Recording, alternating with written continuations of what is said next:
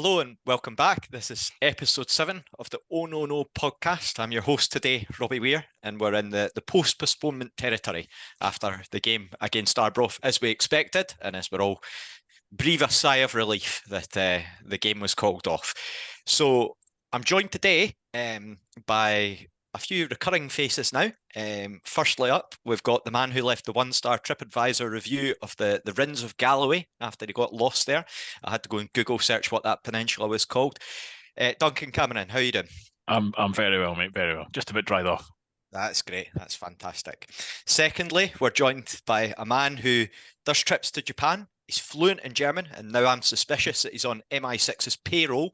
Mr. Leslie Mabin, how are you doing, Leslie? Magnificent, never better. Excellent, that's great to hear. And then finally, we've got a man that can talk both about Simon Mensing and Dmitry Mendeleev. It's Mr. Blair Hopcroft. How are you doing, Blair?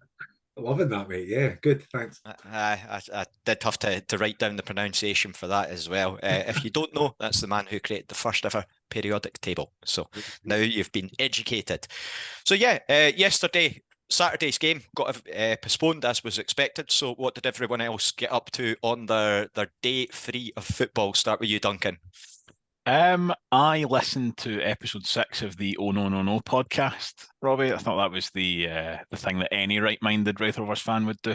As you should be doing. Blair, how about for you? DIY. For me, it was a horrific Saturday, to be honest. Really missed it. And Leslie, were you just travelling as usual? I was wandering around the Tate Gallery, paying very little attention to the paintings and periodically checking the updates to see Dundee United put another goal past Partick. That's better than me. I was very hungover. I went out and saw my mates, and we spoke quite a lot about that, actually, the podcast. I was getting interrogated about it and asked questions, and yeah, really good just to catch up with people. But it does raise the question. I think it must be really hard for people that don't like football or just don't like a sport in general. Like, I wonder this question from time to time. Like, it just seems like your Saturday needs that or it's a void. And I do wonder about people, like, how do you live when you're in that situation where you don't follow a sport and you get to Friday and you're like, fuck yes, there's a game tomorrow, like, can really look forward to it. Like, I don't know about anyone else. What are your thoughts on that, guys? Yeah, I'd agree. To be fair, I got the Flyers as well. My wife's a season ticket holder at the ice rink, so I managed to fill the void last night with a 3-0 win at the Fife Ice Arena. It's not quite the same, but it fills that void. But I agree, no idea shopping and no thanks. I imagine getting a Saturday and just like not having anything to do. It'd just be bizarre. Just like, I just stayed at home and just chilled out, watched a few films. Like, fucking, you're not getting a night. Why were you not depressed and angry for most of your day I was off? thinking more a 90th minute winner or something like that. Like, the endorphins that you get off it are just second to be fair, there's been a lot of years where I have had zero desire to go to football on a Saturday. That's true. I've still gone to the football on a Saturday. Again, it probably falls into that category of you are playing well, so you're enjoying it. So that's the explanation behind it. So yeah, as you mentioned, Leslie, it was a convincing 5-0 win in the game that was probably of interest for us for Dundee United away at Firhill. So that gives a 4-point gap to them. Obviously, we've got a game in hand, but as of this parish, John Greer pointed out, to throw in that reference there, Julie Fleeton was seemingly on BBC Scotland saying that we'd fallen away despite not playing. I'm not sure how you can fall away if you've not even had a chance to keep pace, but yeah, it looked like a convincing result for them there, to say the least. And yeah, Duncan, what were your thoughts seeing that coming in? I thought it was indicative of what you'll see from Dundee United quite a bit this season. And as much as the games that they win, they'll win well. And in that, even looking at their first quarter results, they've won a couple of games, like Arbroath on the first day. As soon as they get a bit of daylight, I think they've got some very good players who can make a lot of use of space. You know, the more open a game is, I think the better that Dundee United side are. But when you look at the games where they've struggled a little bit, you know, they struggled at home to Airdrie, they struggled at home to Dunfermline. I think it was a last minute equaliser they needed in that one. This is drew with us as well. And I don't think they've enjoyed those games where they're kept tight. they've obviously still got a lot of ability that they're able to not necessarily grind out results, but they're good enough that you're never going to blow them away. But I do think that you'll see a lot of those that once they can get themselves 2-0 up, they can make it 3 and 4 and 5 without too much additional trouble. Yeah. But thought it was interesting looking at some of the reaction to that game from the Thistle fans. It seems like the biggest factor for them at the moment is that they don't really have a holding midfielder.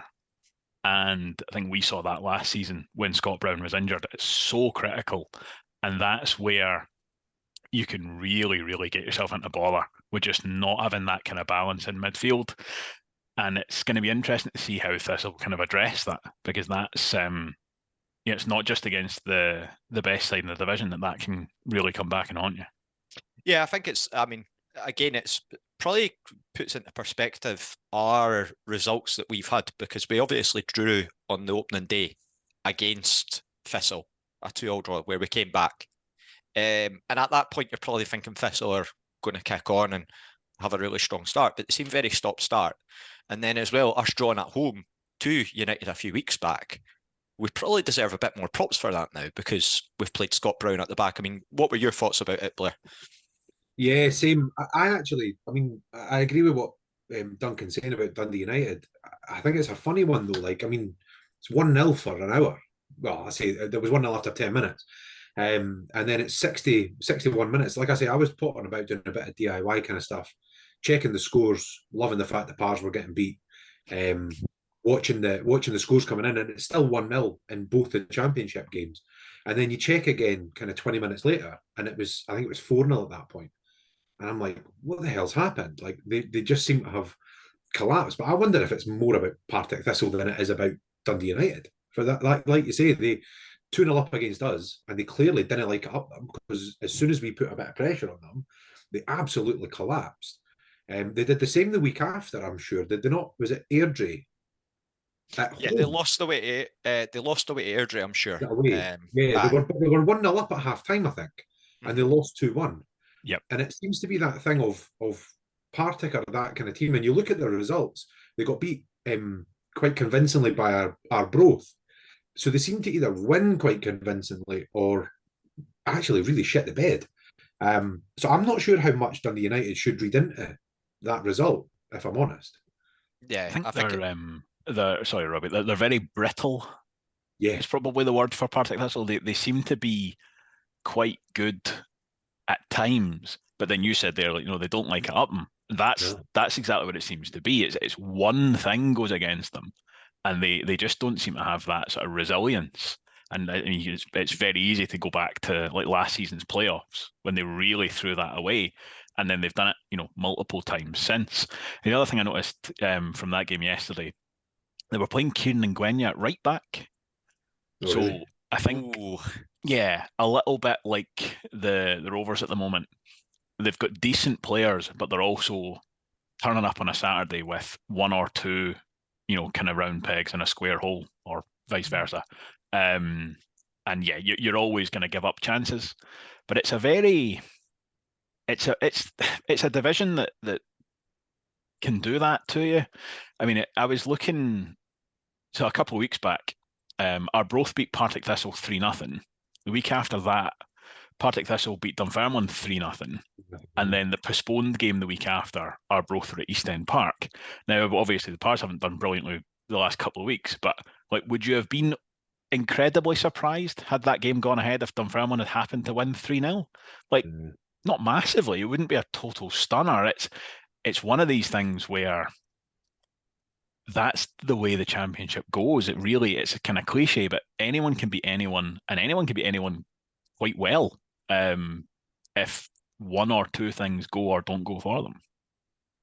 I'd agree with that. And I mean, I'm minded just to something I think it was an Ayr fan had said online last year, which is really, it's not until about Christmas that you actually get a sense of what kind of fight you're in as a team, because you've got so many of these topsy-turvy results that you need to play everybody about twice. You need to have about half the season done before you start to get a sense of where you sit in the grand scheme of things. I mean, just one other thing I will say about Partick while I have the airtime is loaning Anton Dowds out to Ayr is an extremely bold and some might say slightly daft move. I mean, as a club, we've been there, we've done it, and we've had that bite us on the bum with Lewis Vaughan at Dumbarton.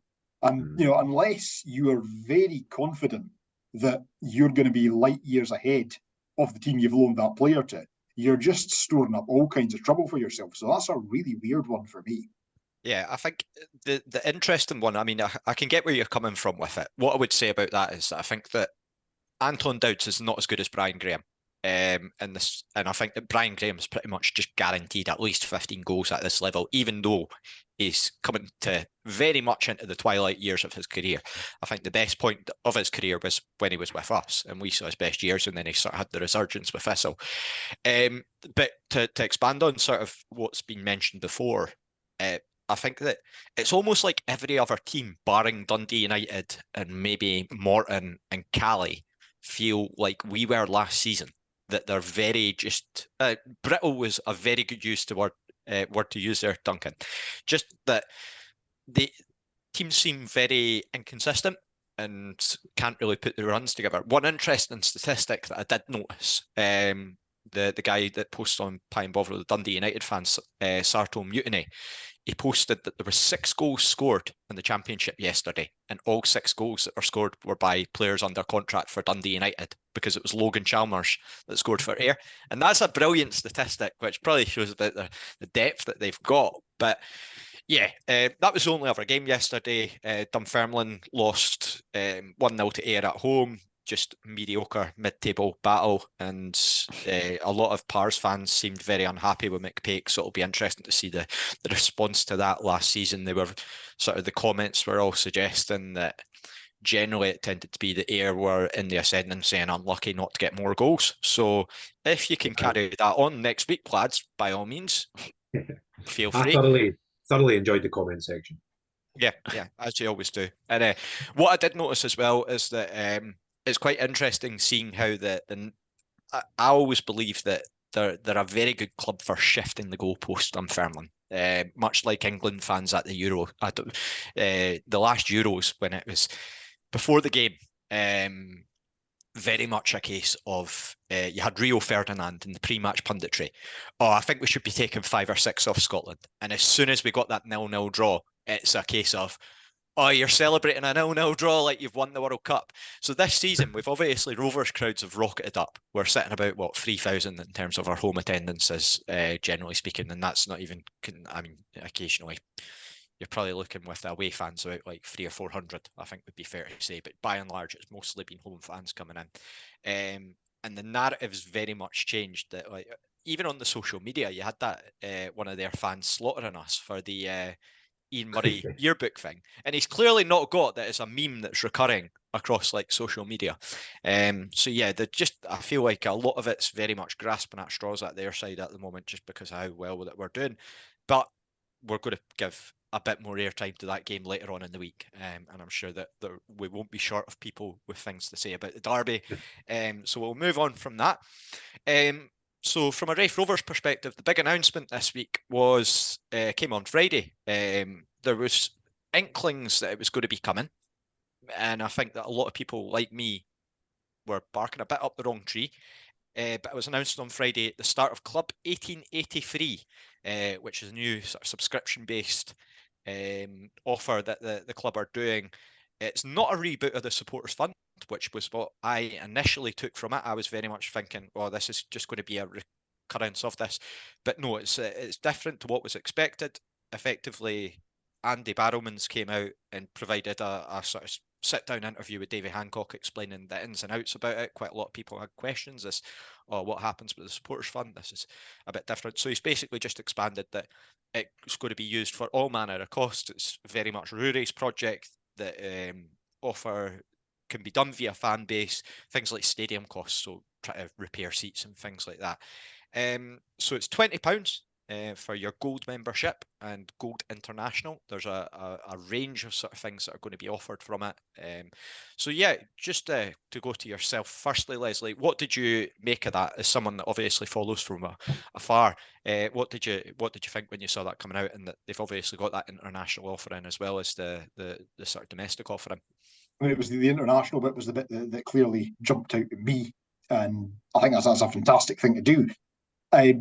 The bit I really liked was the homecoming ticket thing. I think that's great as well, because clearly there's Raith TV, and there's the that's built into that package as well. But then also just saying, like, when you do come back to Kirkcaldy, here's something for you. And I think we've got a really big overseas fan base. Probably more than we might think. We've got clearly Scott, who comes in here occasionally from the Netherlands. We know we've got Carol Smith in Barcelona. Carol Smith, absolutely, She's from Barcelona, yeah. She was in basically DM just saying that she's really enjoying the podcast and thanking us for all the contributions. So yeah, shout out to Carol.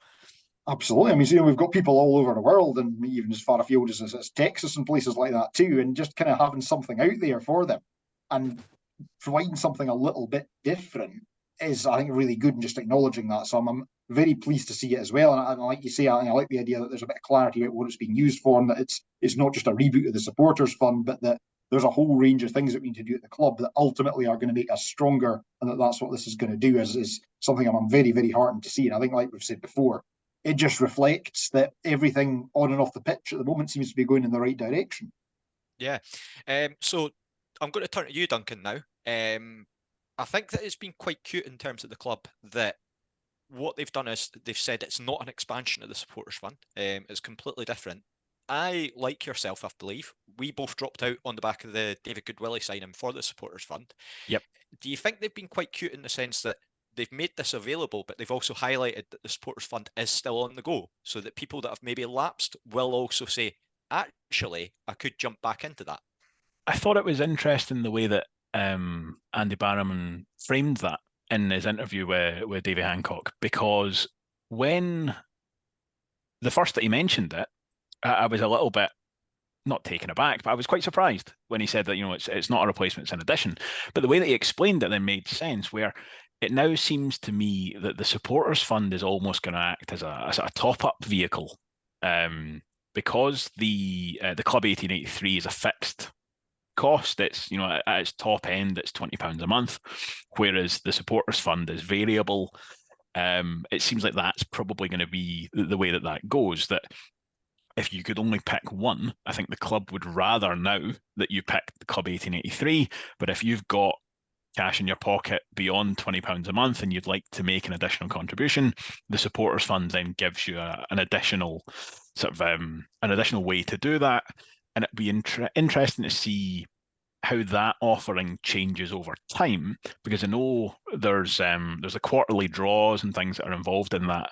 Again, Robbie, you and I were involved in some kind of discussions with the club as part of the fans panel, and albeit it was a small subset, but the general sort of consensus from our group was that the things like the cash prizes in the supporters fund felt a little bit sort of out of place almost, because people were turning up with a sort of stated aim of, like, I'd like to put some money into the football club, and then the football club was giving money back to someone else, and it was like, well, nobody came here to try and take money out of this. So actually, with the Club 1883, there's lots more tangible benefits and all that kind of stuff. I wonder if over time they might not change the supporters fund to be something else, which is maybe more of a premium offering for people who are going above and beyond, as opposed to the sort of standard offering that Club 1883 now becomes. Yeah, no, I think that's a very, very valid point. And Blair, just what were your thoughts when you saw it coming through? Is it something that you obviously, as a longer term supporter, what are you sort of thinking when you see it come through? Yeah, I mean, I'm kind of with Duncan in the sense that I think the club would very much like us to join 1883 rather than the supporters fund. So I'll be honest, I didn't stop my payment to the supporters fund, and I got the email through. It was last Thursday, which went to all the current supporters fund donations, effectively saying, your payment's about to come out in a couple of days. We're about to launch this. If you'd like to jump over now, here's the link. So there did seem to be a kind of we would rather you were doing this than doing that. So I did. I jumped over to the Club 1883. which I think's a great idea. I agree that the cash money thing was always a bit messy. It's an incentive that will entice some people, though. I think it always will be. Yep. The fact that you can put a tenner a month in and potentially walk away with £1,000 at the end of the month. Do you know what I mean? There's always that kind of incentive. I think it's a great thing. I prefer the 1883 model in the terms that they're not saying it's for this or it's for that.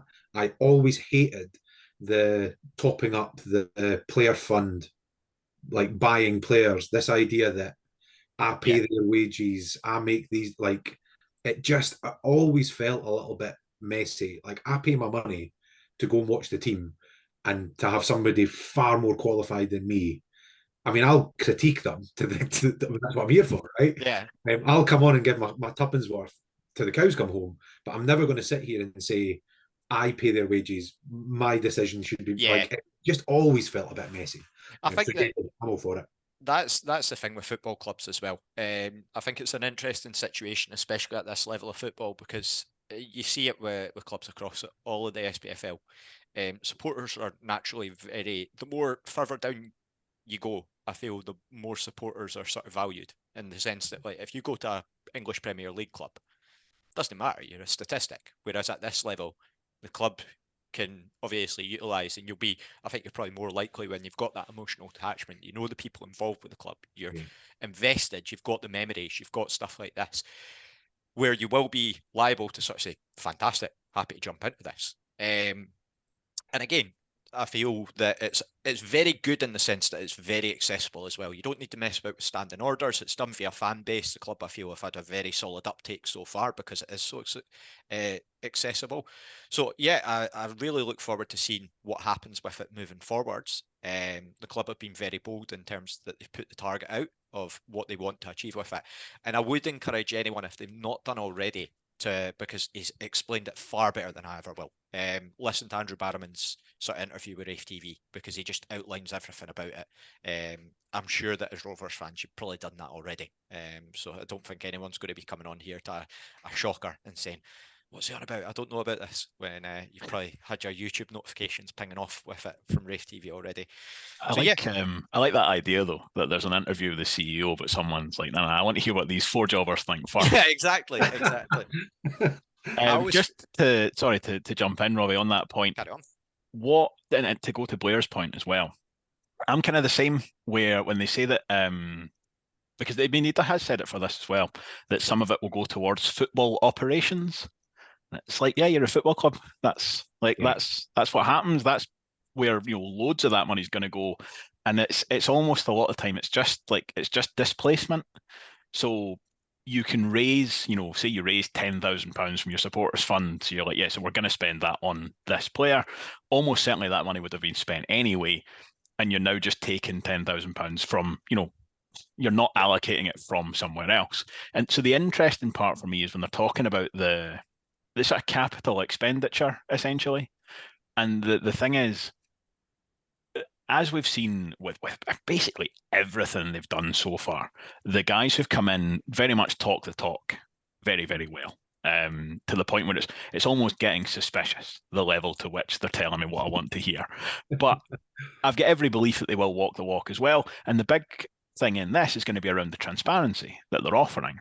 Because I think and I'm sort of making this assumption based on what he said, but it seems to me like what I would expect from this is that 6 months down the line, Andrew Barrowman's going to come back and he's going to say, we've just replaced 200 damaged seats in the North Stand. It cost us £14,000. So, that's 700 people's contributions.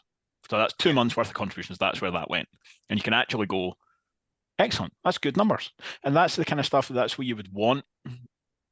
That feels much better to me when you can actually just say, look, here's the supporters, you chipped in, here's something that we wouldn't have been able to do otherwise, that would have sat unrepaired, but thanks to your contributions, we've done it, and that's now going to generate additional income.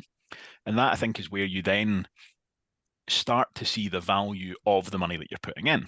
Whereas the supporters fund, for the time that I was contributing to it, I never begrudged the money that I put in, but it was very much felt like quite a sort of nebulous donation. Yeah. So the money went in. I was trusting the football club to spend it properly, and which is fine. Blair, like you, I'm not expecting, an itemised bill. But if I do get one, it feels more valuable, and it feels like I'm more likely to look back on it and think, oh, I'm glad I put that money in because it had this tangible benefit. And that seems to be what Rory, if he's driving this, has kind of sought to lay out, is for people to actually say, oh, I put that money in and I'm glad that I do it, as opposed to I put that money in because I'm a Rovers supporter and I feel like, it's a good thing to do. To be able to actually look back and see the why will be good. So hopefully, as I say, they can deliver on that. Just going to add in as well there, I was having a chat the other week with somebody from Forest Green Rovers, and it's exactly the kind of things you were saying there, Duncan, about how you sort of create that story, that narrative of what is happening with the money that comes in. As clearly Forest Green are a club that have got quite strong environmental credentials, but that's not the only reason they invest in stuff. So they do a lot of things around renewable energy in the stadium, and replacing the buses that take the players to training with battery buses, electric buses, things like that. But again, it's what the guy from the club that I was chatting with was saying is getting over that initial hurdle with the fans of saying, this is why we're not buying another right back with that money, but we're putting it into the buses that are taking the players training, or putting it into the changing rooms, the training facilities, or whatever, and we're investing it in things that are going to bring us success on the pitch long term. So I think absolutely, just creating that story of what's happening and how that's feeding into the success, rather than like we did last season, blowing it on. And I'm not saying this is the supporters fund, but bringing in Ishmael Gonsalves, who scores a couple of nice goals and then gets carried off by 2 men at Cali. So that feeding into that bigger picture. That's probably a very good point, Leslie, about what you said, because there was an interesting point after that Motherwell game last season where we'd brought in Goncalves, and effectively Ian Murray came out and said in the our post-match interview, he was like, that we're very glad that we're through, and that helps a lot in terms of the signing for the budgets and things like that. Because it sort of shows the sort of direction that we were going in before, where it kind of felt that we were sort of drifting from season by season, whereas now very structured, very articulated about what we're doing and where we're going with things. And to expand on what Duncan said as well, last episode we obviously spoke about signings at the season. And you could take that off the pitch as well, because naturally Andrew Barrowman, the job that he's done has been tremendous. Just the clarity that you have. You go to events at the club and you'll see him. And I've not spoken to him myself, but I'm sure that he is very, very approachable. And I'd say that about Rory as well. Rory is consistently in dialogue with other supporters. There's been a lot done to make sure that they're sort of saying, can we try and engage with this? Can we try and build on it? Which is naturally what you want. So it's interesting to see sort of projects getting assigned to certain people and sort of name checked. And again, that goes on the football side as well. John Potter, you speak to anyone that's been involved, or just you hear about all the players when they're doing their interviews, they're all mentioning how big a factor he's been in signing. So just really interesting to sort of see those dynamics, and long may it continue. I know that we're on a sort of very life is great, sunshine, happiness, all this joy that we've got at the moment, and it's probably quite easy to do right now, but just so long as we've got that clarity. And they were the first ones to say, we're not going to get everything right, not everything's going to work, and the singing section is probably a great example of that they tried something, maybe it's not worked as well as we thought it might have, or it was an ambitious shout, but they're doing a really, really good job, and long may it continue. I was going to say just one final point on that. The whole 1883 thing, we've got to remember this is like the third incarnation now of a supporter's ability to kind of monthly wise put money in. So the first version, obviously, under Craig Easton was about the young team and getting the sort of reserve under 21s, under 18s, whatever they were, that kind of team together and paying for it. It was then that kind of fell away and fell apart. And in truth, it fell apart because the football team fell apart. We got relegated and it was a shambles and all the rest of it. You then put together the supporters fund, which, to be fair, I was still involved with the social media at the time, so I was part of the kind of, I wasn't behind the idea, but behind the campaign and getting it out and making the supporters feel like it was part of their fund and it's for them and all of that kind of stuff. So we did a lot of work on it. It's all about you as supporters, bringing you in. This is about you being part of the club. And then we signed who we signed and it fell apart again. And it's that thing of these things are great. And again, I think the real testament to any of this stuff, and it's the same, and I don't want to be the kind of negative Nancy in this, but No, but we need that. We need that. testament to all of it is going to be when times get tough, because at some point, the clocks are going to change in a couple of weeks' time. So at some point, the wheels are going to come off. Do you know what I mean? And it's that thing of, if it happens, whether or not that kind of can see it through. The one thing I think that Rory's done really, really well in this, given that it's his idea, is he's made it a membership. So you're now no longer contributing, you're a member, you're part of it. So if you stop contributing, you cancel your membership, you leave the club, as it were. And I think that's really subtle, but it's really clever. We've talked a lot about the wins and you've mentioned a few of them already, but the vote for the Dundee United tickets, and I mean, all of these kind of little things that the club are doing to make us feel like it's ours, I think are really clever. And yeah, again, I agree. Long may it continue. But I hope I really hope this one sticks. That's my thing. I really hope, even when things get tough, because they will, that it sticks. Yeah, I think, I know that you're sort of saying, oh, I don't want to be the negative person, but I think that you need that as well. You can't go about like everyone's Mr. Smiley, happy, positive. I think we've got to all be pragmatic about things and just realistic about where things are headed. And I mean, especially with we had boys that were calling for Ian Murray's head at half-time at Partick Thistle in the first game of the season. So, I mean, it's football's a pickle business. Yeah, there's still kind of overarching questions to be answered as well. We've still got sets of accounts to come post takeover. I think there's still ownership structure.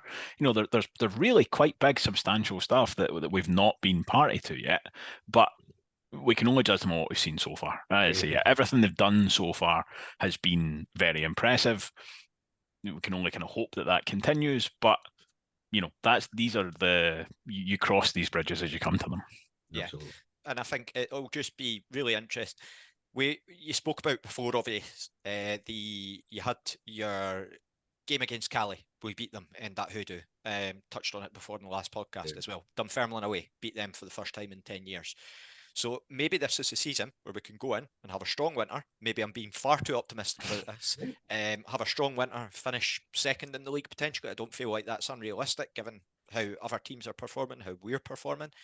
And we kick on. And the financial prize money difference, we know that from previous boards where they've gone for broke and it's not worked out, is massive. So again, we've got to factor that in.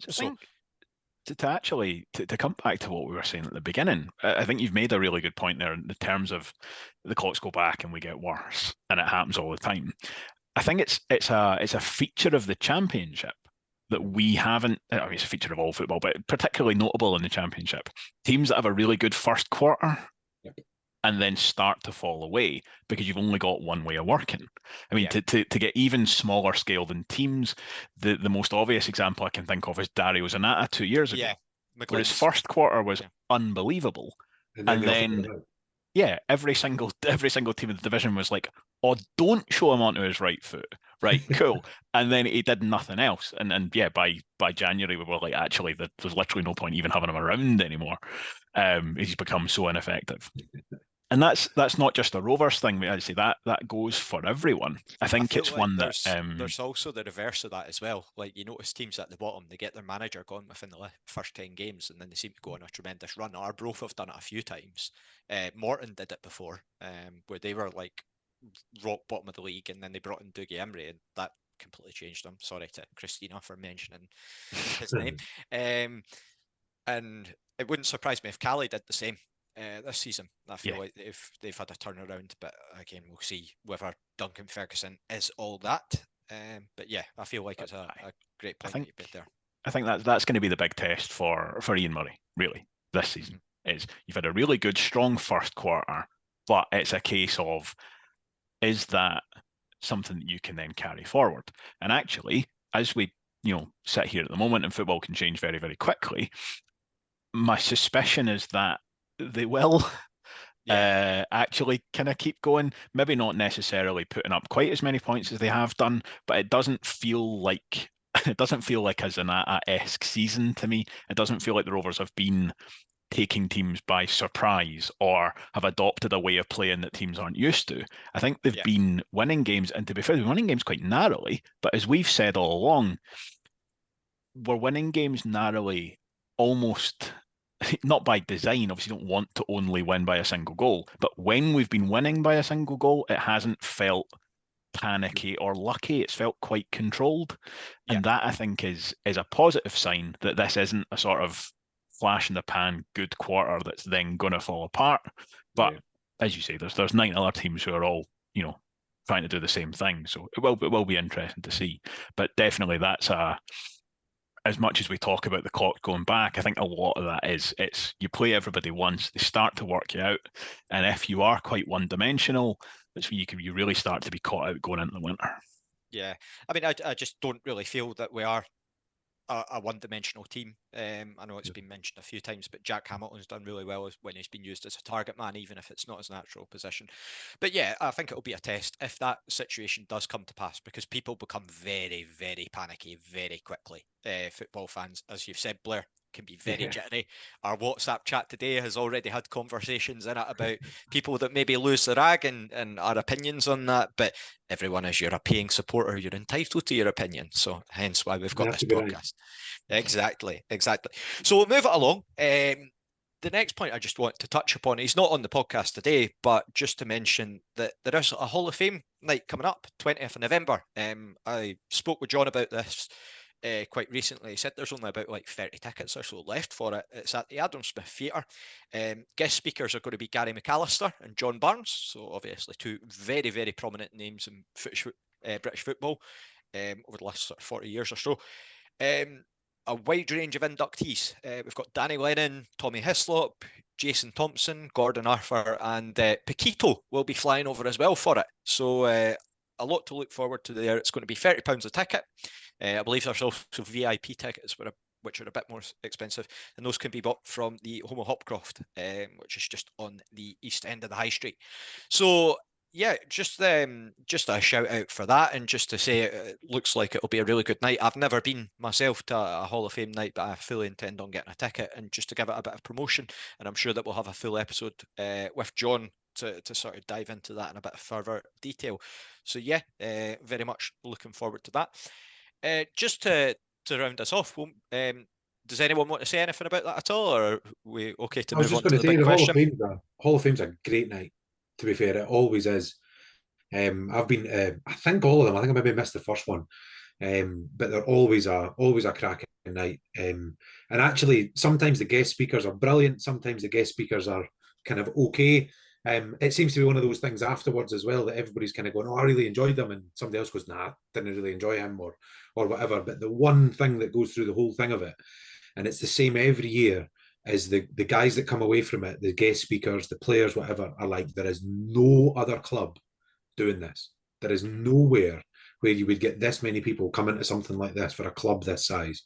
It's a cracking night, really is. Yeah, so we've obviously got that to look forward to. I better not promote it too much and then end up not being able to get a ticket. That would be a bit of an egg on the face moment. So that brings us on to the big question, talking about former players.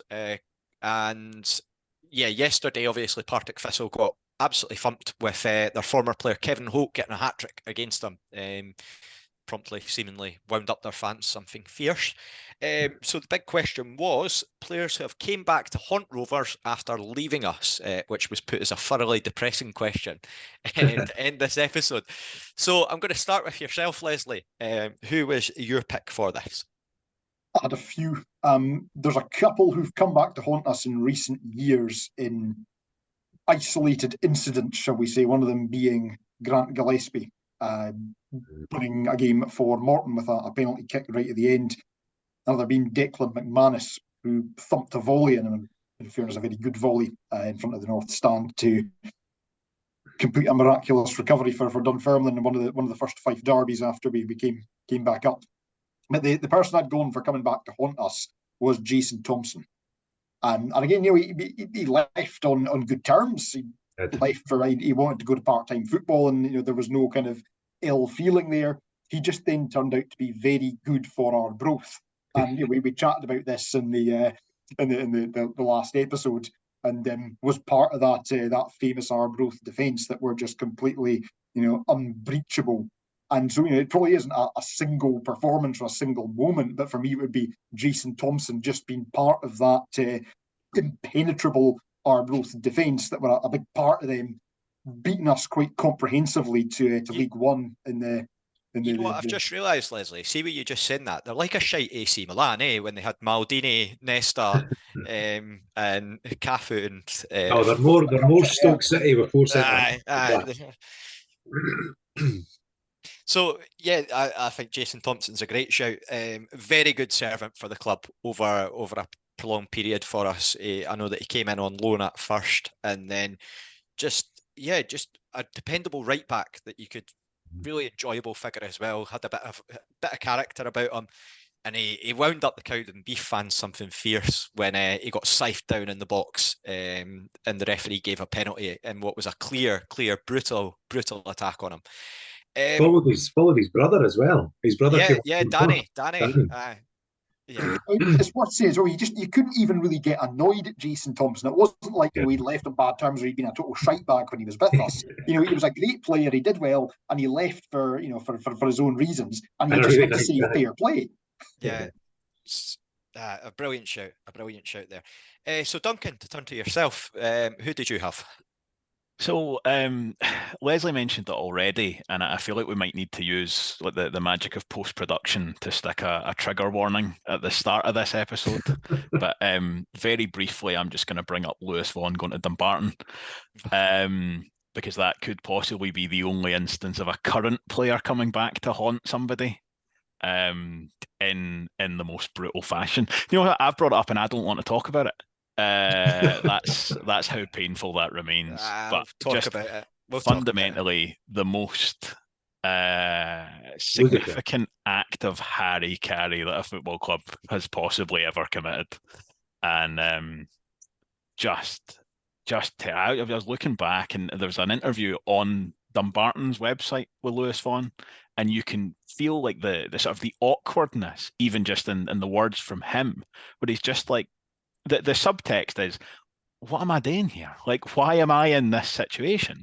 It was just after they beat Morton 1-0, he scored the only goal. And that was really the point where you're like, oh no, this is happening. This is actually, the thing that when it was announced, and it was kind of hypothetically, everyone was like, well, that's the most stupid idea in the world. Like, can you imagine if? And then that was exactly what happened. Because it tried to get played off as though we were like comfortably clear of Dumbarton, but we weren't at all. We were like 4 points ahead with like +1 goal difference or something stupid like that. Blair, I'll let you come in there because. No, I was going to say, did it not turn out that every single goal he scored got them points as well? Yeah. He scored in everyone was a winner or got them a point in a draw. It's like you single-handedly couldn't have picked a worse way to lose, to get relegated. And actually, weirdly, that season, it might not have even been the most batshit crazy thing that happened. Because that was the season we had a striker and goals down at here. Like, that was just that whole season was a masterclass in like how not to run a club. When I was doing my Taddy from 2 Yards blog, I'm sure I wrote a whole article about that season and just basically going over it. I remember getting a DM on Pine Bovril from Fraser Clark, who should by all accounts be a Raith Rovers fan, given that we've got Dylan Easton, Lewis Vaughan and Kevin Dabrowski, all players that he absolutely loves to bits, and Sam Stanton in particular. God, if I forgot Sam Stanton, he'd probably kill me. But he DM'd me like, I've heard a rumour, and I'm pretty sure this is true, because he works as a journalist, and he says, just so you know, we're getting Lewis Vaughan on loan from you. And I was like, what? How can that be remotely like? And you're getting Ryan Stevenson in return. Like, how is that like remotely possible? Because I get that he'd not been on form, but like, geez, I will say one thing about that season. And right, if you take a bit of paper and a pen and you write down all the batshit crazy things that happened, you've got alternative lyrics to "We Didn't Start the Fire."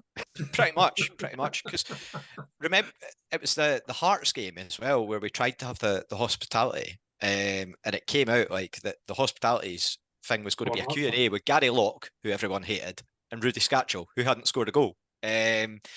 Which again, I get that they were trying something a bit different, and it's all in the past now. But yeah, Oh, just it was hospitality for Hearts fans. I at know, the I know. Wee You can't market your club that way, unfortunately. But again, it's just it was at the time, and mistakes were made, and you learn from them. Yeah, just a ridiculous season. But again, with Lewis Vaughan, I think you could say that about his entire career. Where if you told him at the start of his career everything that happens to him during his career after he scores that goal against Queen's Park on his debut when he was like 16 years old, or no, it wasn't his debut. His debut was end of the season before against Morton. But if you told him everything that would happen after that, I don't think anyone could remotely predict like anything that's happened. Like, I mean, to score a hat trick in a Fife derby is one thing. To get loaned out and relegate your club is even another thing. To have the 4 ACLs But then is having the completely. season of his fucking life the next year in League One. There was something And, behind it. and then he hit the post in the final game, That's right. which didn't win us a title. It just, yeah, again. But imagine getting a club, you get your own club relegated, but your fans still say you're one of our own. We've got flags about him. We've got a Lewis Vaughan supporters club. How is that possible? Like, just it makes no sense, but it makes complete sense at the same time. It's just Held the complete player cinch. development fund though. Aye, fair play. So to turn to yourself, Blair, finally, before I get my one in, who was your pick for it? So I've got two that I'm going to pick, and they're not actually all or both in the same vein. One is a complete inverse. So I spoke about this in the chat the other day. A player who scored probably 95% of his career goals against Raith Rovers, signs for Raith Rovers, and then was an absolute horror show of a signing. So James Keatons is one who inversely came back to haunt us. I've never ever been more disappointed by a signing. We came back to haunt him. Yes, we did. Actually, that's true. We literally did haunt him. I mean, he only ever seemed to score against us. And you always have those players. You know, Scott Agnew is another one. Yeah. That only ever. But then we signed him, and I thought, here we go. This boy loves scoring at Stars Park. Nah, not so much. But the one I picked, a player who. So we get to a cup final. They got a man sent off, and we are for 90 minutes far and away the better team. And Regan Tumulty scores the one goal. I mean, I say cup final. It's always a Mickey Mouse Cup unless you win it. But yeah, Regan Tumulty, it had to be Regan. Do you know what I mean? And a guy again who I thoroughly enjoyed as a Raith player, and I thoroughly liked as an individual as well. I have to say, and still do. But yeah, for Regan to score that goal, yeah, it hurt. Yeah, I mean, again, as you say, you get to a cup final and it's never nice to lose. I wasn't overly upset, but I thought that he's just a good guy. And you see that with the work that he does with November. And I feel like he got a lot of stick when he was down at Hartlepool, which probably, again, I think it's a different level physically down there. Very hard to make your mark. But just comes across as a class act with what he does. And I'd never grudge him it. The goal that he scored and how the celebrations were. So yeah, just I can fully agree with that one. That was frustrating. Did come back to haunt us, but I'm surprised nobody in the Championship picked him up in the summer. I was surprised to see that Hamilton managed to retain him because he's a Championship level player. Yeah, definitely, without much doubt. Yeah. So for myself, I went with our cup final goal scorer, just all round hero. And a player that I thoroughly loved to bits, Mr. John Baird, who he obviously had 3 spells with us, and in between he had that time with Falkirk where he was just absolutely prolific for them, and just I feel like that was probably the sort of return to him, getting back as a recognised forward. And for Falkirk, it felt like he just consistently scored against us, consistently scored against everyone, to be fair. But yeah, he had one where I think it was his first game back at Starks Park, and he scored in front of our fans, and then he celebrated and he realised what he was doing, and you could tell he kind of felt bad about it, but that just triggered a lot of our support into giving him dog's abuse for years after. And I could never abuse John Baird. I could never say a bad word against him after that cup final against Rangers. He gave me probably the best footballing moment of my life. Just the whole experience of that afternoon. But yeah, just consistently scored. And then he came back to us after that spell with Forfar, which I don't think anyone expected. Seeing him, McGurn and Grant Anderson winning a league title for us all at the tail end of their careers at a decent level. And yeah, to the impact that he had for us that season was huge. Down in League One to get us over the line, and just him, Stevie McLean, just those types of players that you need to be able to get out that. And we got up, Falkirk stayed down, and it was all a very good laugh. And we got some good memes out of it as well that are now on mugs. So yeah, John Am I Baird, right in what a guy. thinking John Baird actually came back from Australia? He'd already gone down to Australia, hadn't he? Or at least he was about to. And Yeah, was he like, was about to, and John McGlynn had a word with him basically and said, "Look, we need to get out of this league. Come along." And he did it. And aye, just a face that I'm always pleased to see, especially during lockdown. Obviously, they did a lot of the interviews, and John Baird's one was really good. Just hearing about his time. I think all the players that were in that cup final, sort of Grant Anderson. I know he did the Pelly podcast with Craig Telfer from the Terrace, and just to hear them speak about that game's just brilliant. Just the way that they describe it and the sort of emotional, like you go 1-0 up against Rangers with 4 minutes to go, and Grant Anderson just said, "You've no idea how much you want it at that point. You've never wanted anything more in your life." Just to hear him talk about it, well worth a listen. I was going to say, when you talk about the Challenge Cup, I mean, I made the joke myself. It's a Mickey Mouse Cup until you win it.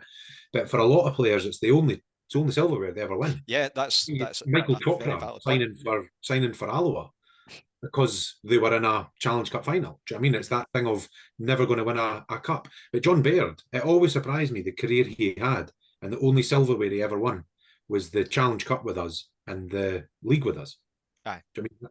That's it. I'm going to drop a weird little story in there just quickly, just in the interest of keeping Challenge Cup. And like you say, Blair, about what it means to players. So I was over in Slovenia about 6 weeks ago, and I had a free afternoon. And so didn't want to see the castle, didn't want to see the artwork. I did, however, want to go and see where Mate Poplatnik plays. So I rented a bike and I cycled out to this post-socialist stadium at the edge of the city. Kind of wee club like size of the Rovers. Went into the office. I mean, the guys all speak perfect English. And I says to them, we used to have a player of yours. And they're like, who? And I showed them this picture of Marty with the bandage around his head and the wee cup. And again, they were saying that it's the only trophy that I think he's won in his career or something like that. And so even though he's gone back and he's playing in the top league in Slovenia now, it's still a kind of big part of his career and a big part of what he's taken with him when he's gone away from the Rovers. So absolutely, it's we call it the Diddy Cup, but it means a lot to the players that win it. Absolutely. I still can't figure out if Mate Poplatnik was a good player or not. That'll baffle me for the rest of my life, whether he was actually he just got very unlucky just with where we were as a team at that point, or whether he scored the cup final in that kind of like glossed over. Because there was a long spell where he didn't score. Blair, you look like you're biting your tongue right now. Yeah, I've got to be honest, I wasn't a fan. He kind of flattered to deceive. He was another one of these players we've talked about already this podcast. Those players that are strikers but don't score goals. The ones that really work hard and really put themselves about and really offer loads. But their job's to score goals. And yeah, he wasn't it for me. Loved him that day. I mean, that was the thing. He basically had one good game for us. And it just happened to be that game, and it was great. There was that and Kelly away. Those are the two overriding memories, and a lot of nothing in between. I thought he was unfortunate the game time that he got, because the player ahead of him was Ethan Varian, who I think is even more of the type of striker that you've mentioned there, Blair. That did he score once with us? Yes, I think he did. He scored against Aberdeen. He got one away to Ayr, and he scored against Arbroath as well. I might have got a double against Arbroath. So he only scored against clubs beginning with A. So Alloa and Airdrie. He's working his way through the alphabet. never got to play Brecon. I wasn't a big fan of his at all. I think the vast amount of game time that Matty Poplatnik got was last 20 minutes of games, whereas Ethan Varian was getting 70 and he was offering very, very, very little. So I do kind of wonder what we might have had a bit extra out of Poplatnik if he'd got a couple more starts, but he's never going to be a 15 goal a season striker at this level. So I feel like two players in particular kill any enthusiasm when I see loan deals from under 23 Premier League clubs, and those are Ethan Varian and Timmy Abraham. Just the two of those just make me think that level was fucking dog shit. Like, you could have Oh my players God. coming in and you've got no idea where they're going. And But- we spoke about Kieran Bowie recently. I'm just so glad that he's out on loan. Yeah. I know that he's getting used out on the wing, but to get him out on loan at that standard, which the League One in England is going to be a really good standard for him to learn, and hopefully he can kick on and just have a really solid career. But yeah, Just very quickly on Timmy Abraham. So, we never saw him score, right? Aye. But that was the COVID season, obviously. And because I was doing the social media, I was really fortunate I got to go to the games. So I'm in before the game, I'm watching them warm up and all the rest of it. So I watched Timmy Abraham doing shooting practice before games. Can I just say, I have never seen Timmy Abraham score. He was, honestly, he was rank rotten. It was actually embarrassing how bad he was. My favourite part of the whole time he came, though, was the interview with Davy Hancock. Aye. Where Davy Hancock kind of implied that he was going to ask him about his brother and then asked him about Kieran Bowie. Aye. It was the look on the boy's face of, oh, aye, yeah, aye, absolutely, yeah. Oh, brilliant. Yeah. It's just his one party piece was, he'd take the ball, he'd take a touch, he'd have slight contact, then he'd throw himself at the ground and then leap up, raging at the referee for not getting a That was foul at or a free Derby kick at and East anything. End where we got beat 4-1, but we'll not go into that. We so don't need that kind of vibe going into a Derby next week, which will be our next episode. We'll be back later on this week. What a segue, by the way. I'm very proud of that one. Yeah, we'll be back Thursday evening, likely, with all the chatter in the run-up to the Saturday's huge Fife Derby against Dunfermline. Very much looking forward to that. Should be a great atmosphere and everything to look forward to going into that. So it's going to be a goodbye from me, and I'll leave it up to yourselves to say goodbye as well. Goodbye, Thanks for everybody. listening, Thank you for listening. Thanks. Goodbye, everyone. Thanks for listening.